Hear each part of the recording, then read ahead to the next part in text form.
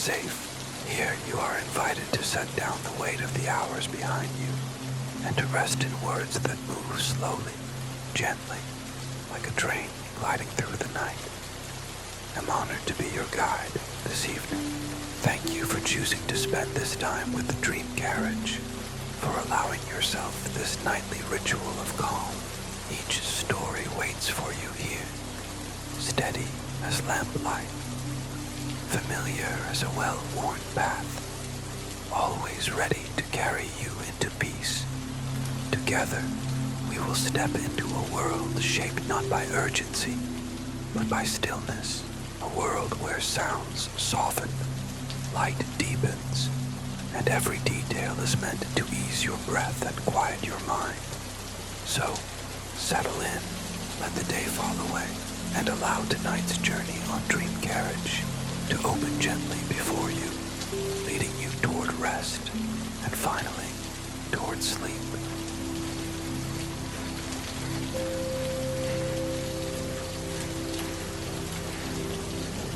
The story's author, William Shakespeare, is a man who needs little introduction.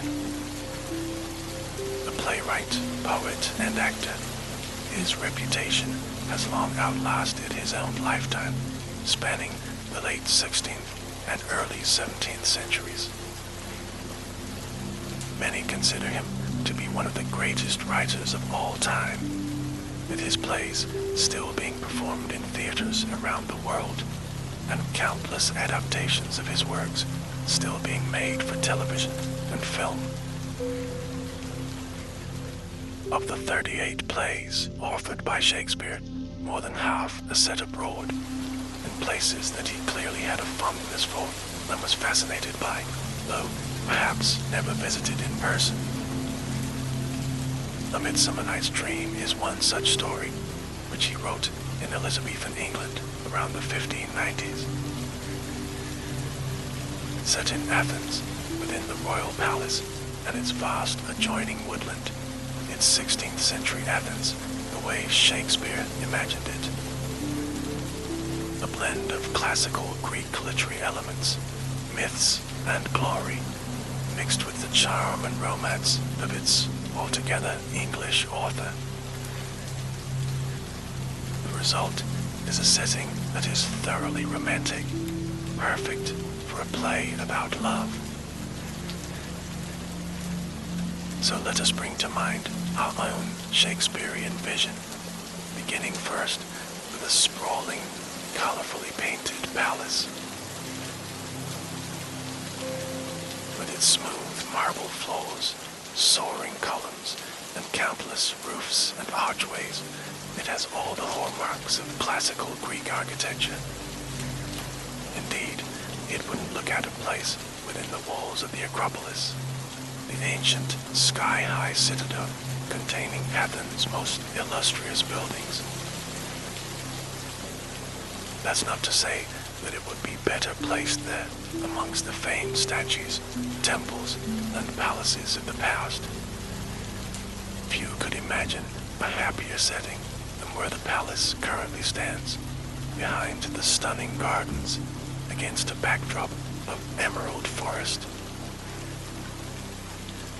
It's a breathtaking sight, and even more so right now with the final preparations underway for a royal wedding. Here, upon these very grounds, Duke Theseus of Athens will marry the Amazon queen Hippolyta. It's the social event of the year, and will be watched closely by the elite of Athenian society.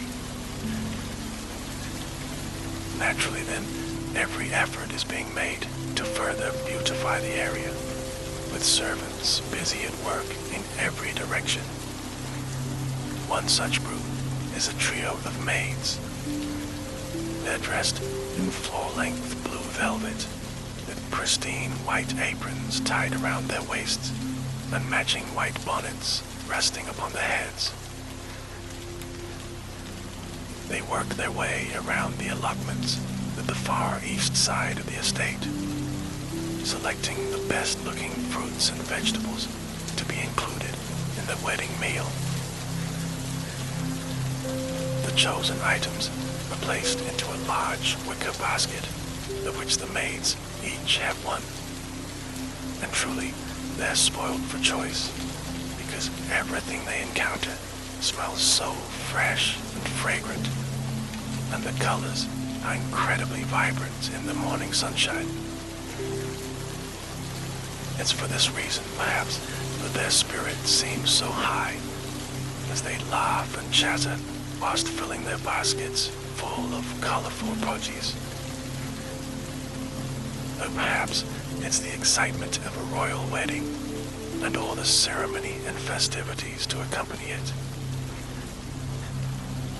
After a short while, each of the maids has filled their baskets with the items required, and so they make their way across the stone path towards the center of the grounds, where their route takes them up a set of rising steps. To the west of the grounds, the women see other servants like them. Some clean the paving stones and sweep the pathways where the guests might later walk. This is especially true around the pond area, where people often seem to flock, sitting down upon the benches as they gaze at the fish-filled waters. Elsewhere, amongst the flower beds, gardeners tend to the great many blooms that cover the grounds. Every flower is pruned to perfection, from the delicate iris and crocus in shades of purple to the stunning gladiolas in all colors of the rainbow. The rose garden is particularly busy, with maids dotted all around, filling their wicker baskets with flowers for the wedding. Much like our trio of happy vegetable pickers, all of the staff appear in excellent spirits. There's a sense of excitement and pride in the air that's almost tangible. It's in the postures of the servants as they work, their easy expressions, relaxed smiles, the way they greet each other so cheerfully in passing. It's the men who whistle and hum as they sweep the staircase, and those three maids who almost bounce up the steps with baskets swinging at their sides. Eventually, the women reach the top of the steps, where the ground opens out to reveal a huge circular fountain, flanked at the sides by emerald hedges. At its center is a statue, raised above 3 tiers of crown-like bowls.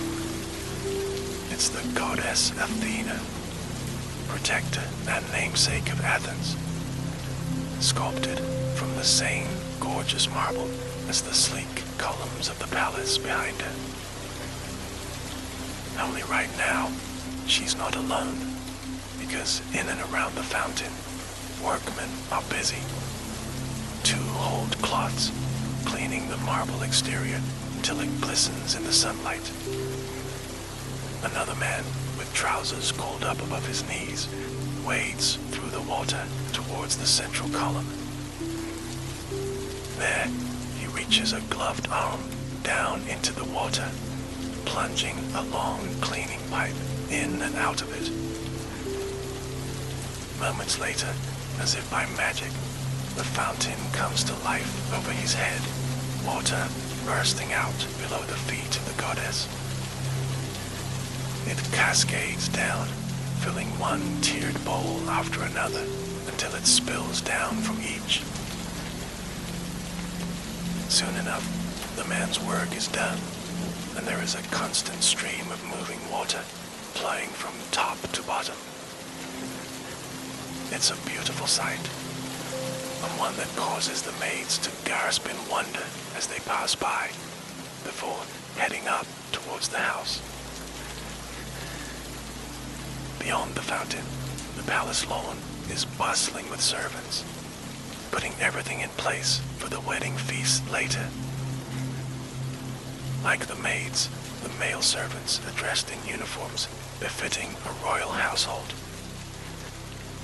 They wear tailored tunics of blue velvet embroidered in gold, with matching doublets below and white hose. As each table is positioned, teams of men and women swoop in and begin decorating its surface.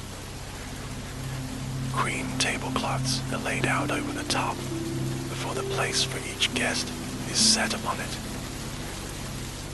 There are ceramic and silver plates and bowls surrounded by opulent silver cutlery, champagne saucers too, beside wine glasses, each made of the finest glistening crystal.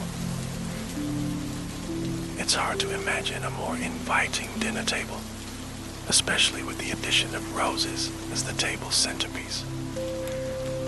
In shades of scarlet red and softest cream, their sweet and luscious scent permeates the air.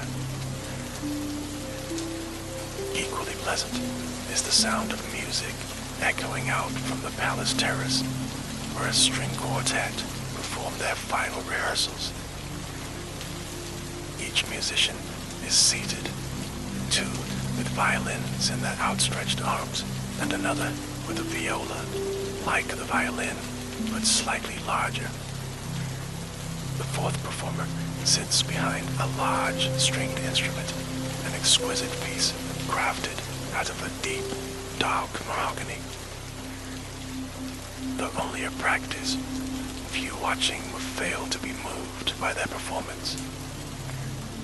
Their movements seem effortless, as if the bows were pulling themselves across the strings, and their arms were simply attached. The resulting sounds are magnificent. Heard alone, each rich note is as beautiful as it is compelling. But combined in harmony, the quartet produce the kind of music that is felt viscerally by those listening. This doesn't go unnoticed by the maids, who pause their conversation and take in these wonderful sounds.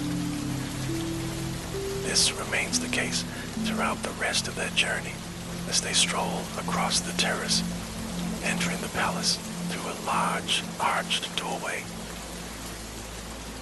Inside the building, they step into the palace foyer, where sky-high ceilings soar above marble floors. And turning left, they head directly towards the palace kitchen, a massive room filled with colors, textures, and the tantalizing aromas of cooking food. Staff are scattered about the kitchen, rolling pastry on floury surfaces and mixing ingredients in large ceramic bowls. A boy sits beside a fire, occasionally turning a piece of meat on a spit as it cooks above the crackling flames.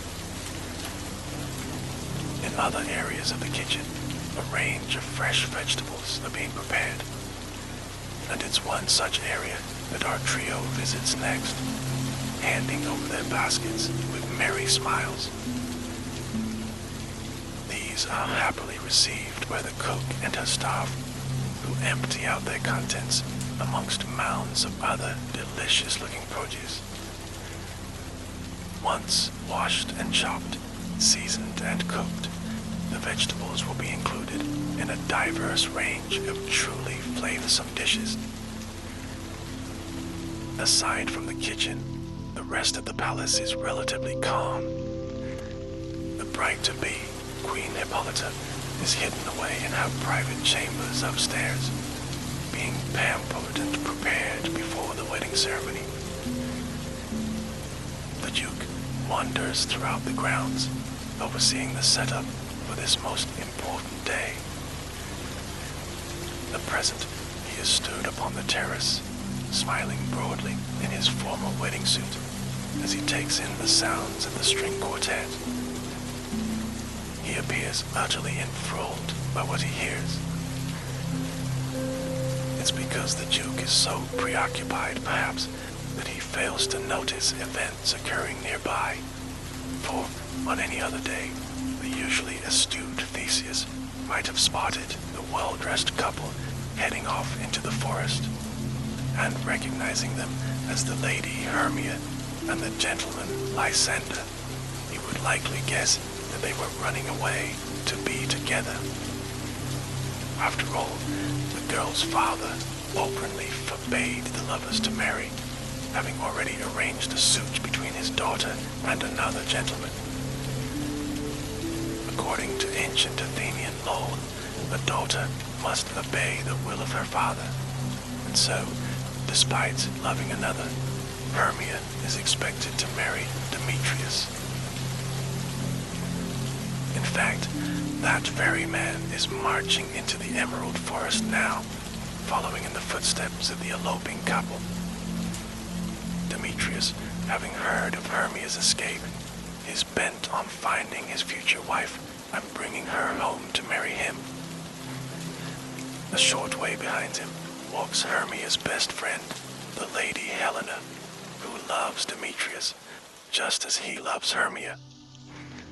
Sadly, for each, the feelings are unreciprocated, a heavy burden they carry within them as they search for their loved ones. However, anything can happen within the realms of the woodland, particularly here in the royal woodland, where magic and mystery lie around every corner. For unbeknownst to the humans who wander its depths now, this beautiful forest is home to a great number of magical creatures. Sprites and spirits, elves and fairies, thousands of fairies in fact, gliding about the forest, glowing like fireflies. What's more, the woods are home to the greatest and most magical fairies of all, Oberon and Titania, king and queen of the fairies. In appearance, they're somewhat similar to a human king and queen, being immaculately dressed and bejeweled, with golden crowns upon their heads. But there's an otherworldliness about the pair that sets them apart from mortals.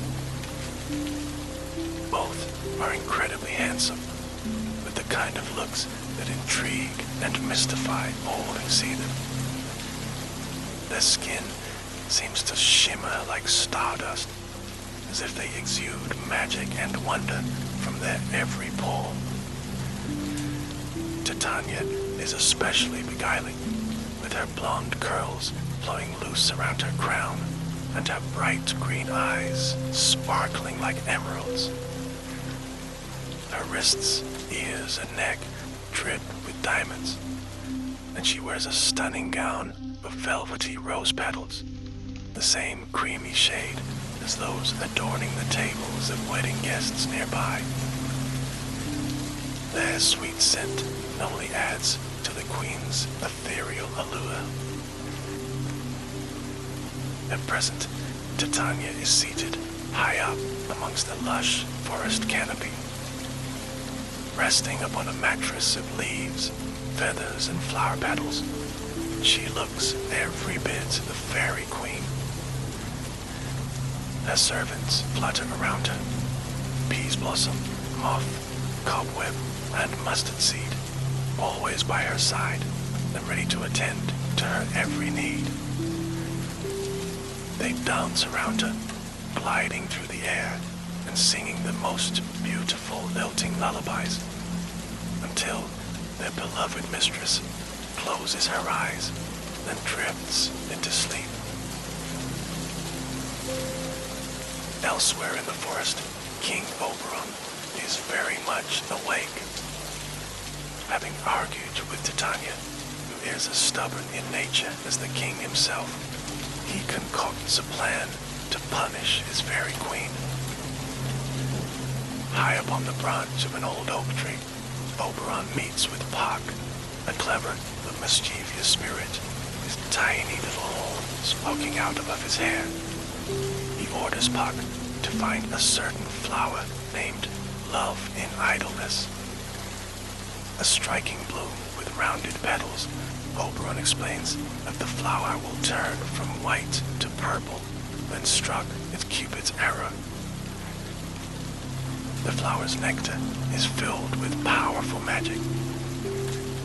When dropped onto the eyelids of a sleeping person, the nectar will cause that person to wake and fall in love with the first living thing that they see.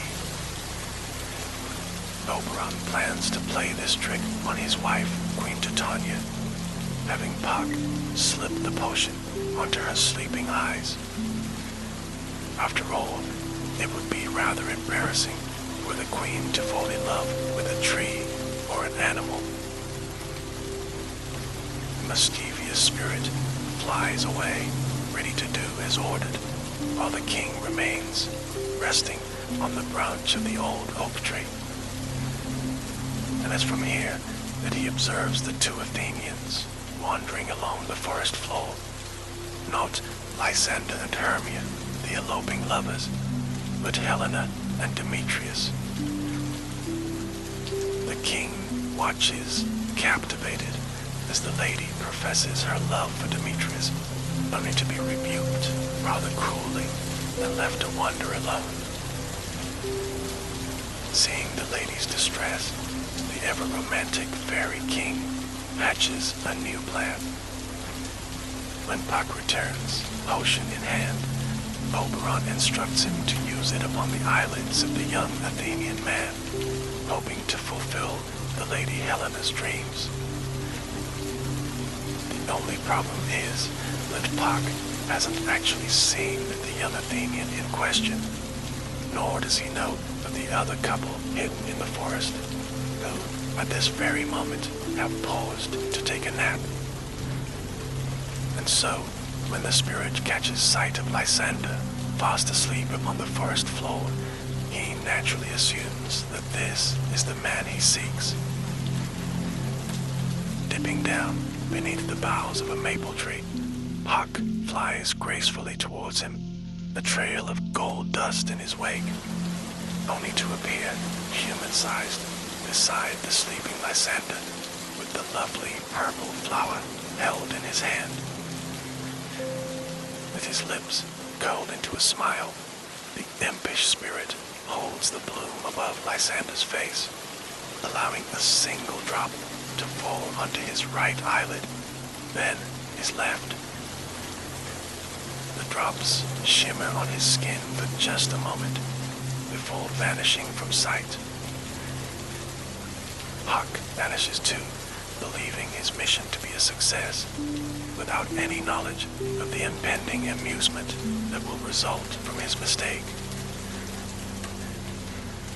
Because at this moment, the Lady Helena is trudging towards them, having been abandoned by Demetrius. And, still distressed, her vision blurred by tears, she fails to notice Lysander's sleeping body, tripping over his legs and falling onto the forest floor. The Athenian wakes to see Helena on the ground beside him, and instantly falls in love, thanks to the magic of the nectar. All thoughts of Hermia fall from his mind, as he loudly professes Helena now to be his one true love. What a twisting tale this is, perhaps for Helena more than anyone.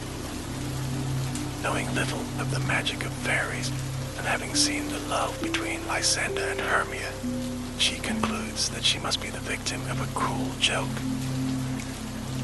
Lysander must be mocking her, she thinks, and pretending to be in love with her. This only adds to her upset, and she storms off into the forest, cursing Lysander's name. Now, desperately in love, he follows after her, leaving Hermia to sleep alone. Hermia continues to sleep, eventually waking to find Lysander gone. What else is she to do then, but begin searching the beautiful, ethereal forest for her future husband? Some distance away from where the Athenians each wander, yet more magic and mischief is afoot. In a forest clearing, bathed in sunlight, a group of workmen are rehearsing a play to be performed at the royal wedding. Little do they know that the fairy queen Titania sleeps only meters away, raised high up on her woodland bed. All but Puck is just now returning from his mission, having slipped the potion onto the queen's sleepy eyelids. Stumbling across these amateur dramatics, Puck finds a seat on the cushioned leaf of a maple tree, a secret audience of one. Then, leaning forward, he rests his head upon his hands, ready to take in the show. The play in question is a tragedy, though truly the rehearsals are somewhat comedic. For amongst the workmen is a fellow named Nick Bottom, a rather over-enthusiastic character who declares himself such a fine actor that he ought to play every part. Watching on, Huck is amused by this rather arrogant and silly character, and being the mischievous creature that he is, decides to teach this man a lesson. So, when Bottom stands apart from the group, repeating his lines before his entrance onto the stage, the naughty sprite seizes his opportunity. Casting a spell under his breath, Huck's words trigger a strange and wonderful transition. A man's face begins to change. His features become more animal than human, as his face is gradually covered by silky, silvery fur. His human ears disappear from sight, only to be replaced by long, pointed ears that sit on top of his head. Though his body and clothes remain as they were, the head of Nick Bottom is now that of a donkey, save for his bright hazel eyes. To the man himself, though, nothing has changed. So when he swaggers back to the group, eager to perform his lines, he is naturally confused by his friends' strong reactions.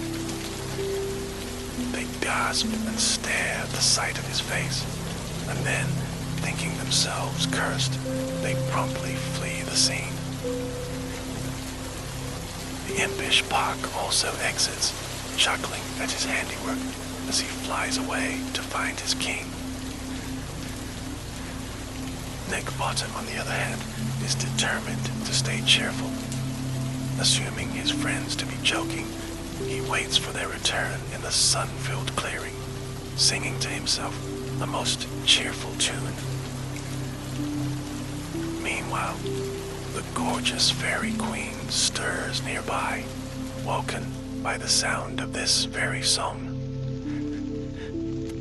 The potion once again takes immediate effect, and Titania declares this voice to be the most heavenly one she has ever heard. Turning over on her flowery mattress, she gazes down upon Nick Bottom, considering him to be the most beautiful, wise, and fascinating mortal that she has ever seen. And she declares this proudly, proclaiming her great love for him and ordering her servants to dote on him as she does. Bottom's eyes are soon opened to the world of woodland magic, previously invisible to him. The sprites and spirits, elves and fairies. The fairies fly about him, dancing through the air, singing their enchanting bird-like song. For the first time in his life, Nick Bottom is speechless. Astonished by what he sees, he takes Titania's outstretched hand in an almost trance-like state.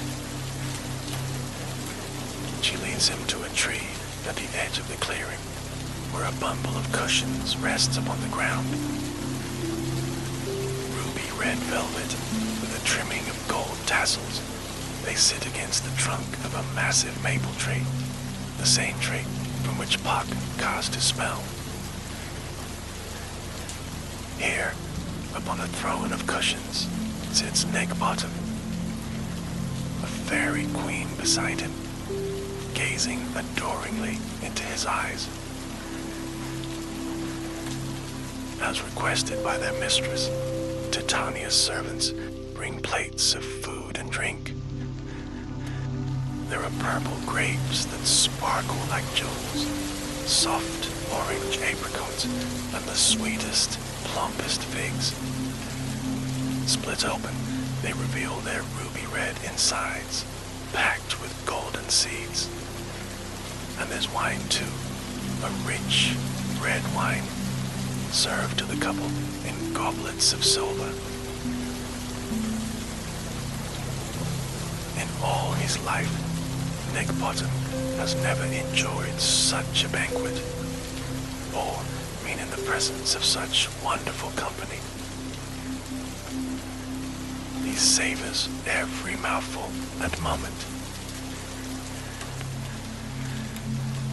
Finding his voice, Bottom becomes most comfortable in his new surroundings. And right beside him, the queen hangs on his every word as they talk, eat, and gaze into one another's eyes, all to a soundtrack of fairy song. Though it may be the result of Oberon's trick, it's hard to imagine a happier or more harmonious outcome. Despite their great differences, it's clear to all that the pair are blissfully content. Sadly, the same cannot be said of the Athenian couples, whose situation has only worsened. For Puck has returned to the king, and he, observing the couples to be more distressed than they were before, quickly realizes that a mistake has been made. He has placed the potion in the wrong man's eyes, breaking the love match between Hermia and Lysander. Lysander now dotes on Helena, whilst the man she loves, Demetrius, continues to reject her. Oberon decides that it is time to intervene, to carry out the plan that was originally in place. Scanning his realm in search of Demetrius, he soon discovers the man dozing upon a patch of dry grass. As he sleeps, the king appears beside him, kneeling down, with sparkling eyes and skin. Puck does the same, handing over the precious flower, then watching as the potion is placed upon the eyelids of the sleeping man. Just as before, it glimmers golden for a moment, and then disappears into the man's closed eyelids. Hearing Helena's approach as planned, the pair promptly vanish, certain of the potion's good effects. Oberon in particular is keen to see his queen and to observe the effects of the potion upon her. He is somewhat surprised when he does find her still seated below the tree. But more than he expected, it was not this, his lovely wife sleeping so happily beside this strange and unusual creature. Queen Titania is more beautiful than ever in her love-struck state next to this man, his head out of a donkey. Yet Oberon's own reaction surprises him also. Gone is the upset previously between them, along with any thought to delight in her situation. Instead, he only longs to lie beside his queen, to have her look upon him with affection in her eyes. And so, Oberon motions towards the base of the tree kneeling beside his queen with the purple bloom in hand. He sniffs at its petals, drinking in the sweet fragrance of love, before placing a drop upon each of Titania's eyelids. Then, setting the flower down, he gently takes her face in his hands and whispers sweet adorations, until she wakes and gazes into his eyes, falling in love with her king all over again. Once more, all is right between the fairy king and queen, and harmony reigns within the forest kingdom. It's a peace felt throughout the woodland by all living creatures. Even the trees seem to exhale in relief, lowering their branches ever so slightly and relaxing their leaves. And the fairies rejoice as Oberon and Titania waltz through the air, the trail of gold dust falling from their feet. Then they disappear, hand in hand, leaving the dust to settle upon the ground, the carpet of fallen stars. Of course, for Puck, his work is not yet done. A little more magic is needed for this story to gain its true and happy ending, for peace to be had by the mortals as it is by the fairies. Because at present, the foursome have found each other within the woodland, and confusion abounds. Thanks to the efforts of the fairy king, Demetrius now returns Helena's affection. Having seen her first upon waking, he proclaims that he loves her now more than anyone in the world. In this then, at least, the fairy's magic has been successfully used. Only Lysander, too, remains in love with Helena, whilst Hermia now is loved by none. This will be the case until the flower's magic is undone. The friends argue, Lysander with Demetrius, and Hermia with Helena, until each wanders off in their own direction. Seeing this, Puck goes to work, filling the air with a golden and glittering mist that mystifies the human senses. The air becomes sweet and luscious, like the lovely cream roses on Titania's dress and the tables of the guests at the palace wedding. To add to this enchantment, the impish Puck moves from place to place, mimicking the voices of each Athenian, until they follow his words and are lulled to sleep in separate places in the forest. Then, bending down beside the sleeping Lysander, he takes out the flower for the final time. Placing droplets of its juice upon the man's sleeping eyelids, he removes Lysander from the spell, leaving only his pure and natural love for Hermia. From here, Puck flies back to the woodland clearing, where a peaceful Nick Bottom sleeps alone beneath the tree. And whispering the spell under his breath, he returns the man to his former human self. Then, with a snap of his fingers, he transports Nick Bottom to a bed of grass near the palace gates. There, Bottom wakes beneath the glow of morning sunshine, thinking himself to have had a most strange and wonderful dream. and off he goes towards the palace and his fellow actors, eager to perform at the wedding later. Elsewhere, at the edge of the forest, within a meadow of violet bluebells, the four Athenians also stir. Lysander lies beside Hermia, while Demetrius lies beside Helena. None knows the magic that has befallen them, or the amount of time lost within the woodland, whether it be minutes, hours, or even days. Like Nick Bottom, they can only recall a most strange and wonderful dream.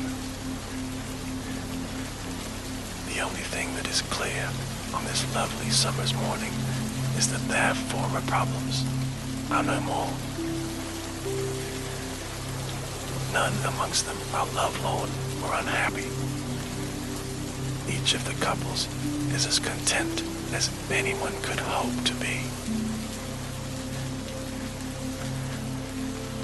And so, they stroll back towards the palace, where it soon transpires that little time has passed since their many dreamlike wanderings. Duke Theseus is, as we left him, seated upon the terrace. Only now his soon-to-be wife, Queen Hippolyta, sits beside him, enjoying the sounds of that marvelous string quartet. Both appear calm and absorbed in the music, though they're happily surprised by the sight of the returning subjects. Even more so to see Demetrius holding the hand of the Lady Helena, an expression of devotion upon his face. Hermia's father sees this too, and comes to join the group now forming on the terrace, protesting still that his daughter must marry Demetrius. Luckily for all, the Duke disagrees. Indeed, he is as much a romantic as King Oberon in the forest, especially now on the morning of his wedding day, with his beautiful fiancée seated beside him. He might not understand quite how Demetrius' feelings have shifted so swiftly without reason. But then again, reason and love so rarely go together, as we very well know, having witnessed the events in the woodland. What's obvious to the Duke is the warmth and affection that exists between Helena and Demetrius, Hermia and Lysander. And so, archaic laws are cast aside, and the couples are invited to marry at the royal wedding, alongside Theseus and Hippolyta. And so, they do, marrying upon the palace lawn in the most grand and beautiful ceremony, watched over by family, friends, and Athenian high society. Each of the ladies holds bouquets of roses, picked fresh from the gardens in shades of red and cream. They're everywhere, these flowers, sweet and luxurious, with petals like velvet, twisted around the white wooden arches above where the couples recite their vows, in vases beside chairs where guests watch from the lawn, and on tables too, where all will soon retire, enjoying a banquet like no other, to the sound of stringed instruments. Later, they'll turn and watch the play on the palace terrace, the tragedy performed by Nick Bottom and his fellow amateur actors. Indeed, it will be a performance so awful and so poorly acted that it will lighten the hearts of all who see it. From beginning to end, the play will be punctuated with laughter and smiles. And at its conclusion, the applause of the amused audience will echo throughout the grounds. Then, at long last, with the sky darkened, the wedding shall end, and all shall retire. And step by step, the three happy couples will walk below the stars, husbands and wives now, with hands held tightly. Not just stars, but fairies too. Oberon and Titania, Huck, and many thousands more. They'll fly above, glowing like fireflies, blessing those below with fortune and grace, and wishing upon all a deep and dreamy slumber.